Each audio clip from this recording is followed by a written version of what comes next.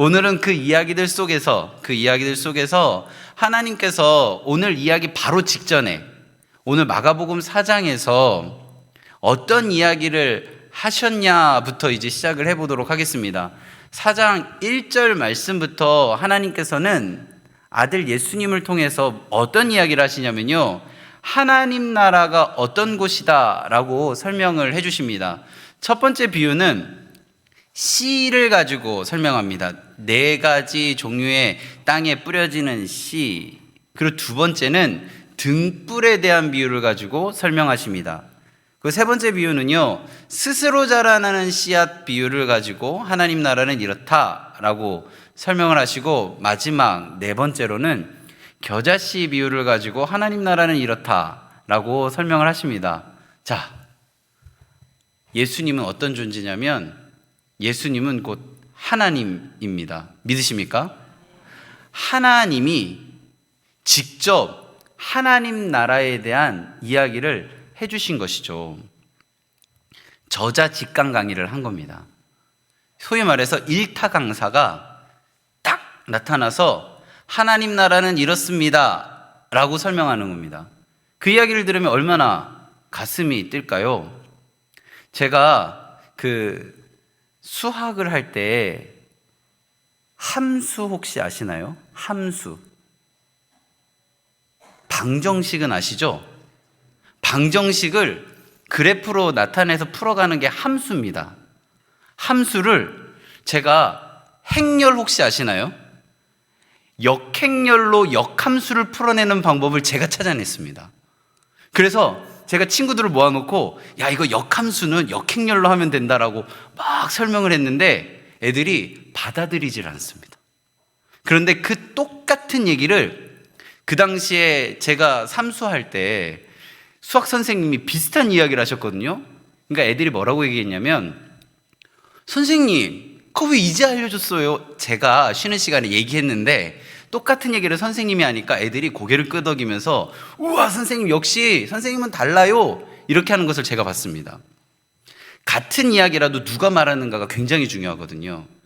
우리가 하나님 나라에 대한 이야기를 많이 들을 수 있는데요, 그 이야기를 예수님이 직접 하신다고 생각해 보시면 어떨까요? 예수님이 나에게 찾아와서 하나님 나라는 이렇다라고 설명하시면 우리들의 마음의 상태는 어떨까요? 막 뜨거워지고 그것이 막 믿어지고 그것이 내 안에 막 심어지고 그것이 막 나타나지 않을까요?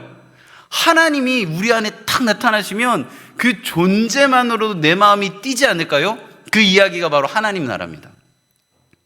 우리가 오늘 이야기를 이어갈 때 그 이야기를 다 마치고 사람들의 시간의 흐름 속에 저물 때라는 표현을 성경은 씁니다. 해가 예수님이 언제부터 설교를 시작하셨는지는 모르겠지만 4가지 종류의 비유를 가지고 하나님 나라에 대해서 설명하셨기 때문에 그 설교의 시간이 꽤 길었을 것으로 추측이 됩니다. 그런데 이 시간들 속에 해가 뉘엿뉘엿 넘어가는데 우리가 함께 이제 4장 34절 말씀을 읽어보겠는데요, 하나님 나라 비유를 저자직강으로 직접 일타 강사 되시는 예수님께서 다 전하셨습니다. 그것만으로도 가슴이 뜨거워지는데 4장 34절 말씀 함께 읽겠습니다. 비유가 아니면 말씀하지 아니하시고 다만 혼자 계실 때에 그 제자들에게 모든 것을 해석하시더라. 말씀하신 것만도 가슴이 막 두근두근대고 뛰는데 앉혀놓고 더 자세하게 해석해 주시는 겁니다. 제자들의 마음이 어떨까요? 예수님이면 되겠구나, 그래, 예수님 따라가면 내 인생이 바뀌겠구나, 그런 마음에 감동뿐만 아니라 이 길에 대한 자신감까지 붙기 시작합니다. 해가 뉘엿뉘엿 넘어갈 때, 저물 때에 예수님께서 무엇이라고 얘기하시냐면 4장 35절 말씀입니다. 우리 함께 읽겠습니다. 그날 저물 때에 제자들에게 이르시되 우리가 저편으로 건너가자 하시니, 이게 바로 예수님께서 하시는 말씀이 무엇이냐면, 정말 어쩌면 긴 설교를 들었음에도 불구하고 그 마음 가운데 피곤함이 들 수 있는 그런 지점, 이런 것이죠. 지금 9시 2분입니다.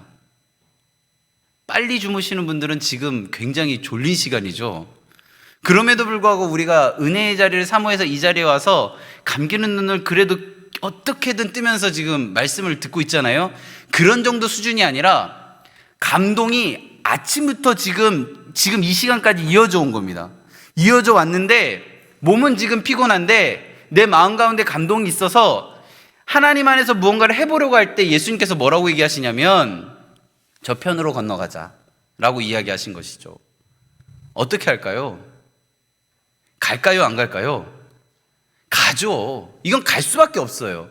하나님 나라의 그 뜨거움을 마음 가운데 받아들인 이들이 저 편으로 가자라고 이야기할 때 순종할 수밖에 없는 그런 마음 가운데 확신이 드는 지점, 제자들은 어떻게 하냐면 그렇게 합니다.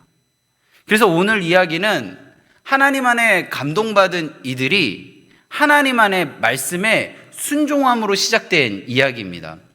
뱃머리를 예수님의 손가락 끝이 향하고 있는 저편을 향해 가기 시작합니다. 그런데 그들의 마음 가운데는 이런 생각이 들 수도 있습니다. 왜냐하면 제자들 중에는 어부도 있었거든요. 내 경험상 지금 출발하는 것보다 안전한 포구에 배를 잠깐 대놓고 내일 출발하는 게 좋겠다라는 생각이 들 수 있는 그런 제자들이 있었습니다. 근데 오늘 성경은 어느 누구도 자신의 경험이나 생각이나 자신이 갖고 있는 능력을 내세우지 않습니다. 예수님이 가자 하니까 그럴 만한 이유가 있겠지 하고 출발합니다.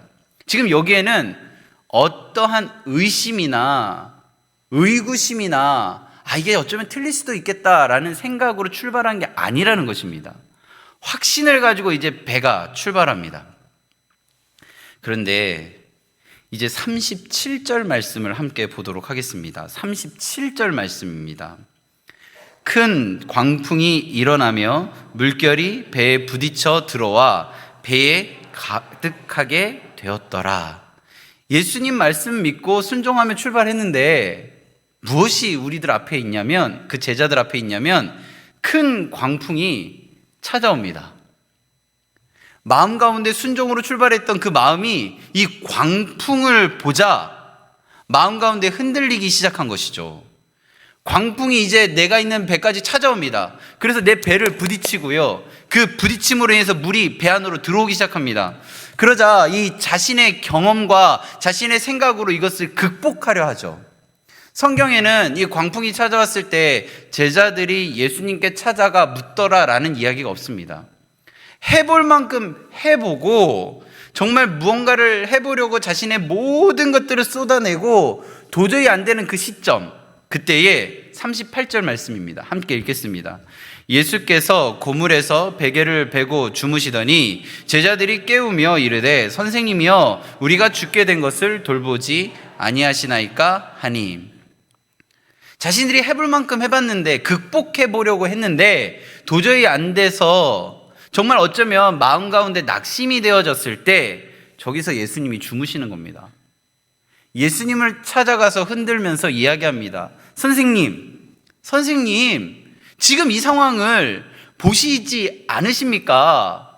우리 도대체 어떻게 해야 합니까? 라는 이 원망과 마음 가운데 답답함을 선생님에게 이야기합니다. 오늘 이야기 속에서 예수님과 제자들의 이 출발이 삐긋삐긋 어긋남으로 시작되지 않았다는 것, 아주 좋음으로 시작했다는 것.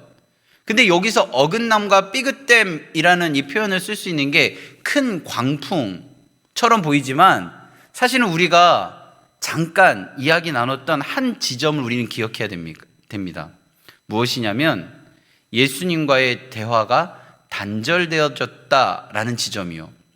큰 광풍을 왔을 때 예수님과 제자가 대화를 했다면 지금 예수님을 흔들어 깨우는 것이 아니라 그 광풍을 바라보는 예수님의 생각을 듣게 되고 그 광풍이 나에게 오기 전에 예수님이 행하시는 모습을 바라보게 됩니다.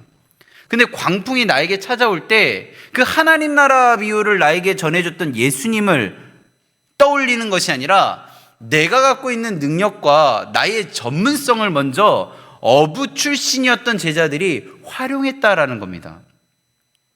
로렌스 형제라는 분이 하나님의 임재 연습하기라는 책을 쓰면서 어떻게 하면 하나님의 임재를 경험할 수 있을까에 대한 이야기들을 글로 남겼습니다. 설거지할 때, 그리고 허드렛 일을 할 때 하나님과 어떻게 하면 그 시간들을 잘 보낼 수 있는 임재를 경험할 수 있을까를 이야기하는데요. 방법은 아주 간단합니다. 하나님과 끊임없이 대화하라. 오늘 이 이야기들 속에 로렌스 형제가 남긴 그 책, 시간 되시면 꼭 사서 읽어보세요. 거기 보면 그 책의 요약을 하면 뭐냐면, 삶 가운데 달콤한 삶을 살기 원한다면 하나님과 끊임없이 대화하라 라고 하고 있습니다. 자, 그러면 이제 묻겠습니다. 제자들이 두려움을 느낀 게 먼저일까요? 아니면 예수님과 대화하지 않은 것이 먼저일까요? 예수님과 대화하지 않았기 때문에 두려움을 느낀 것일까요? 두려움을 느꼈기 때문에 예수님과 대화하지 않은 것일까요? 오늘 성경 우리에게 그 순서를 정확하게 알려주는데, 예수님과 대화하지 않았기 때문에 광풍을 보고 두려움을 느끼는 이 제자들의 행동 패턴을 우리들에게 보여줍니다.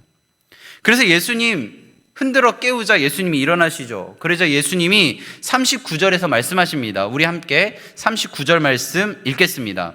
예수께서 깨어 바람을 꾸짖으시며 바다더러 이르시되 잠잠하라 고요하라 하시니 바람이 그치고 아주 잔잔하여졌더라. 예수님이 일어나셔서 잠잠하라 고요하라 라고 말씀하시니까 그 광풍이 순간 잠잠해집니다.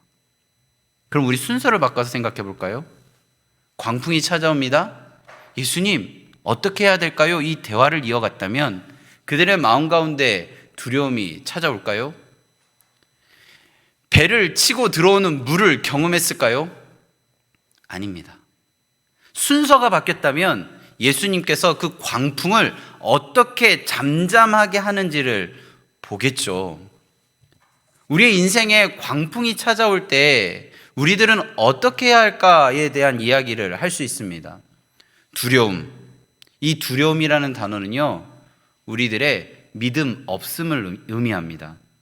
그래서 오늘 시간들 속에 살아갈 때 이사야 41장 10절 말씀을 우리 같이 읽어보도록 하겠습니다. 두려워하지 말라. 내가 너와 함께함이라. 놀라지 말라. 나는 내 하나님이 됨이라. 내가 너를 굳세게 하리라. 참으로 너를 도와주리라. 참으로 나의 의로운 오른손으로 너를 붙들리라. 하나님께서는 오늘도 우리에게 말씀하십니다. 두려워하지 말라. 놀라지 말라. 내가 너와 함께 하겠다. 하나님 나라 천국 비유를 들을 때에는 이것이 믿어집니다. 그래, 하나님이 두려워하지 말라 하셨지, 하나님이 놀라지 말라 하셨지, 하나님이 나와 함께 하신다 하셨지, 아멘 하고 출발할 수 있습니다. 그런데 내 눈앞에 광풍이 찾아올 때, 내 눈앞에 광풍이 찾아올 때 여전히 두려워하고 여전히 놀라하고 하나님과 함께함보다 나의 경험과 나의 전문성을 먼저 내놓는 우리들의 모습이 있지 않으십니까? 너희들 왜 이렇게 믿음이 없느냐라고 말씀하시죠. 왜 이렇게 믿음이 없느냐? 오늘 시간들 속에 우리는 믿음이 없다라는 이 표현이 믿음, 영을 의미하는 것이 아니라, 오늘 이 이야기는 누가복음 8장에도 동일하게 나오는데, 그때 예수님께서 이렇게 이야기하십니다. 제자들에게요. 믿음 어디에 두고 왔느냐? 이렇게 이야기하십니다. 이건 무엇이냐면 믿음이 작동되지 않음을 의미합니다. 여기 계신 모든 분들은 예수님이 하나님의 아들이시라는 것을 믿으시죠? 그리고 오늘도 성령님께서 우리와 함께 하신다는 것을 믿으시죠? 그 믿음이 없는 게 아닙니다. 우리가 큰 광풍이 나에게 찾아올 때 이러한 믿음이 작동되고 있느냐라는 것을 묻고 있습니다. 세상에서 우리가 신앙인으로 살아갈 때는요, 신학을 너무 잘 알아야만 신앙생활을 잘 할 수 있는 게 아닙니다.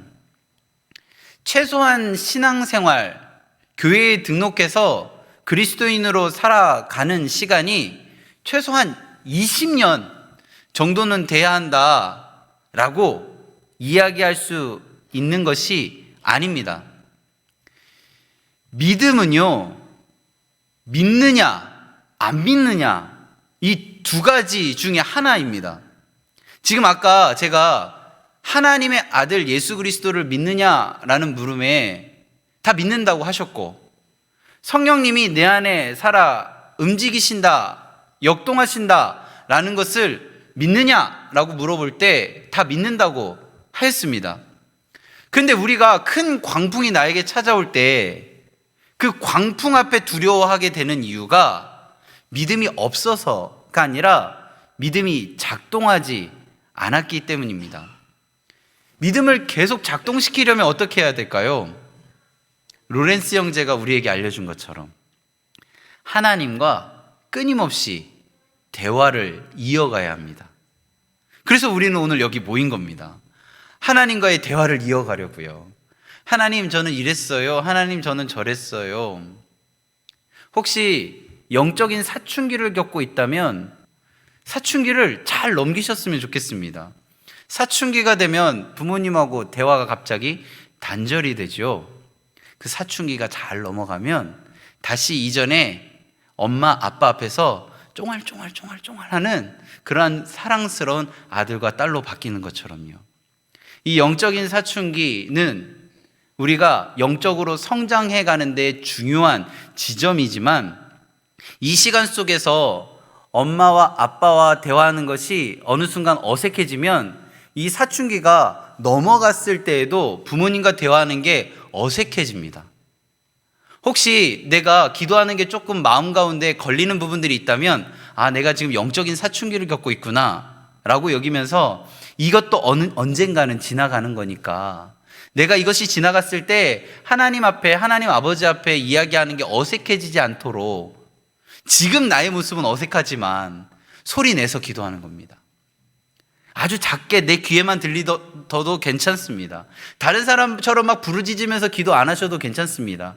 제가요, 저번 주에 저희 아들이 아동부 특송이라서 이렇게 특송하고 앞에 앉아 있었는데요, 가면서 뭐라고 했는지 아세요? 저는 무엇을 기대했냐면 아빠 설교 진짜 잘한다 이 얘기를 기대했는데 저희 아들이 저한테 뭐라고 얘기했냐면 아빠 왜 그렇게 소리를 질러? 전 오늘도 소리를 지를 겁니다. 왜냐하면요, 제가 최대한 제가 낼 수 있는 소리를 내서 여기 계신 분들이 소리를 지르는 것이 어색하지 않게 하려고요. 제가 할 수 있는 인간의 최대의 노력입니다. 하나님 앞에 나아가는 것이 어색할 수 있는 상황들을 다 제거하고 이 영적인 사춘기를 우리 강래교회가 극복하면 하나님 안에서 이 부르짖음이 전혀 어색해지지 않음으로 이어지는 겁니다. 그래서 오늘부터는 찬양할 때도 여기 회중석에 불을 끈 이유가 그런 겁니다. 내가 찬양하는 모습이 다른 사람에게 어떻게 보일까? 염려되어지는 마음이 혹시 있지는 않을까? 그래서 불을 끄고, 기도할 때도 불을 끄는 이유가 나의 모습이 어떻게 다른 사람에게 보이지는 않을까? 염려되는 마음이 있을 수도 있기 때문에 불을 끄는 겁니다. 분위기를 잡으려고 하는 게 아닙니다. 한 명 한 명이 하나님 앞에만 갈 수 있다면 저는 어떠한 노력도 이 자리에 다 쏟아 부어야 한다라고 생각합니다. 마음 가운데 혹시 어떤 이가 떠올라서 감동이 오시면 그게 찾아가서 손을 얹고 기도하셔도 괜찮습니다. 우리는 오늘 하루의 이 시간에 하나님이 하나님됨이 드러나기만 하면 되는 겁니다. 그 다음은 하나님이 하시니까요. 광풍은요, 우리에게 찾아올 때 우리를 두렵게 하고 우리가 극복해야 되는 어떠한 테스트가 아닙니다. 광풍이 나에게 찾아오는 이유는 단 하나입니다. 하나님이 하나님됨을 알게 하려고요. 우리들의 삶 가운데 이사야 41장 말씀처럼 푸른 마르고 꽃은 시들지만 우리 하나님의 말씀이 영원히 서 있다라는 것을 믿는다면 광풍이 나에게 찾아올 때 우리는 딱 한 가지만 하면 됩니다. 하나님, 어떻게 해야 될까요? 예수님, 어떻게 해야 될까요? 성령님, 오늘도 나의 삶을 붙들어 주시옵소서 라고 할 때 잠잠하라, 고요하라, 이 한 문장을 그 광풍에게 던짐으로 인하여 순간 잠잠해짐이 우리들 눈앞에 보여질 줄로 믿습니다. 오늘 하나님께서 말씀하십니다. 어찌 믿음이 없느냐? 왜 아직도 믿음이 작동되지 않느냐? 그렇지만 우리는 아직도 연약한 존재입니다. 아직도 큰 광풍이 찾아오면 왠지 극복해야 될 것 같고, 이걸 넘어서면 내가 좀 괜찮은 신앙인이 된 것 같이 느껴지는 그러한 상황 속에 내가 있습니다. 그래도 내가 장로인데, 내가 권사인데, 내가 그래도 교회에 한 20년 넘게 다녔는데 여기 앞에 있는 중고등부 친구들보다는 기도 길게 해야 되지 않을까? 이런 생각이 있다면 과감하게 내려놓으시기 바랍니다. 우리 모두는 하나님 안의 자녀입니다. 아빠, 엄마, 이 한마디를 기다리고 계시는 하나님이 오늘 이 자리에 계시다는 것이죠. 거친 파도가 우리에게 오늘도 다가옵니다. 그것이 없는 게 아닙니다. 오늘도 거친 파도가 다가온다고요. 그때 우리가 해야 될 건 딱 하나입니다. 하나님 품에 속 안겨서 그 따뜻함을 느끼면서 어떻게 해요? 어떻게 해야 할까요? 두려워하지 말라. 내가 너와 함께함이라. 이 한 문장을 우리는 들어야 합니다. 우리 같이 찬양하며 나아가겠는데요. 우리 주님 앞에 이렇게 고백합시다. 주님, 저를 품어주세요. 오늘 이 밤에 그 성령의 능력의 팔로 저를 덮어주세요. 이 한 문장의 고백이 우리의 고백이 되어질 때, 거친 파도가 나를 향해 다가올 때 내가 두려워하지 않을 수 있는 이유는 잠잠하게 주님을 바라보는 그 마음입니다. 우리 같이 찬양하겠습니다.